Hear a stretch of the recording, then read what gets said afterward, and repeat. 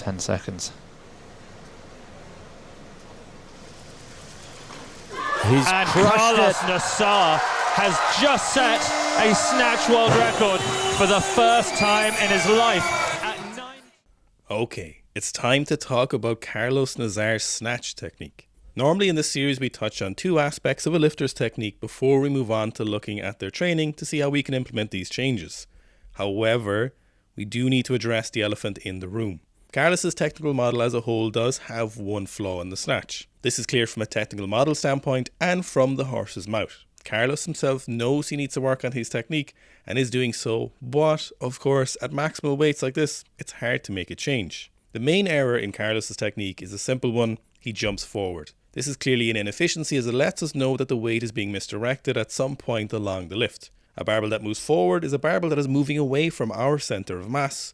The whole objective of good technique is to bring the bar towards our center of mass and keep it as close as possible. A barbell that moves away from us is pulling us forward, it's pulling us off balance and reducing our power. On top of this, the bar that gets sent forward produces more inconsistency in our ability to land under the barbell precisely, which results in a more unstable catch position as the body needs to time this position correctly while it's harder to do this. The argument against Karlos changing his technique is the one that he's winning.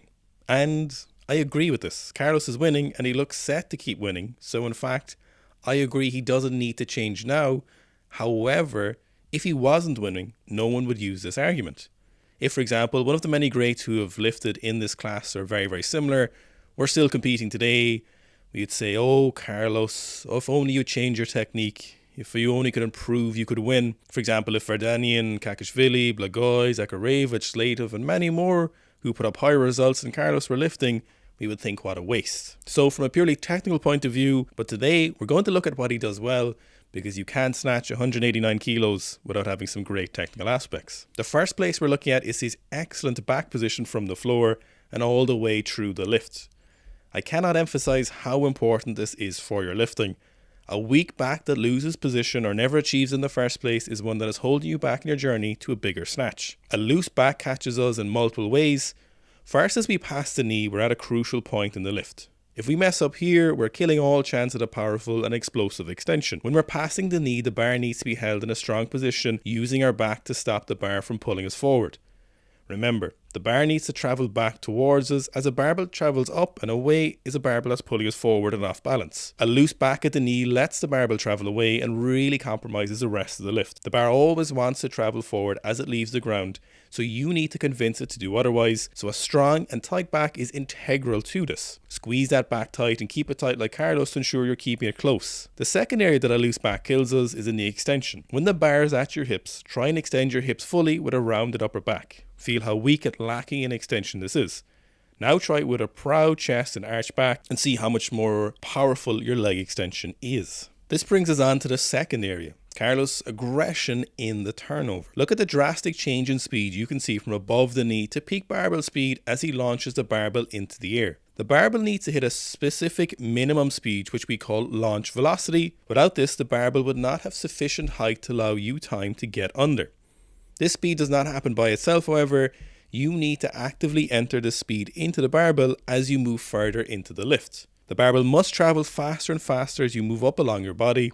Take note that your bar speed slows down at contact. This is unavoidable, so you need to exert extra effort to overcome this and hit the needed launch velocity. And boy oh boy, does Karlos Nasar hit this launch velocity. So what can we learn from Karlos' training that can help you with these issues? Pulls, pulls, pulls, and more pulls. Nothing helps build a back strength like pulls. Karlos seems to do pulls at least once a day and seems to go quite heavy with these quite regularly. While I don't recommend you complete this kind of loading, I do recommend you take pulls as seriously as Karlos seems to. I want you to hit pulls for volume as opposed to top singles, and we want to do this for two reasons. Pulls done for volume are going to build the most reliable changes in strength at the specific angles we want them. The heavier you get, the more your technique changes away from your normal technique. This is hard to avoid, and while it will strengthen your back in a general sense, I want you to consider pulls technical practice first and strength practice second. Never do a set of pulls that don't reflect your technique on the lift perfectly. We want this to ensure that you're getting extra technical work in the right direction and not enforcing incorrect positions, while we're also specifically strengthening the exact joint angles we want.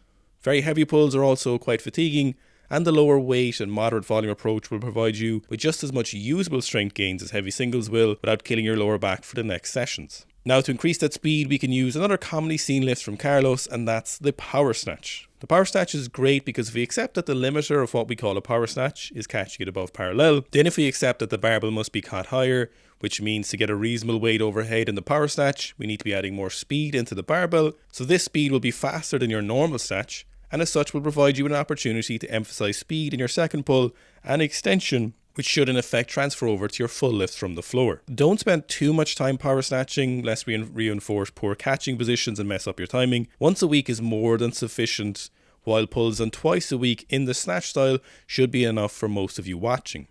Power snatches are generally done best for mostly volume, and finishing with some singles towards the end of a block is sufficient. Pulls are best when they are kept between 4 to 5 sets of 3, and usually I want you to keep these around 100 to maybe 110%, but not too much more. I hope you enjoyed today's video. If you have any questions, do please let me know in the comments below.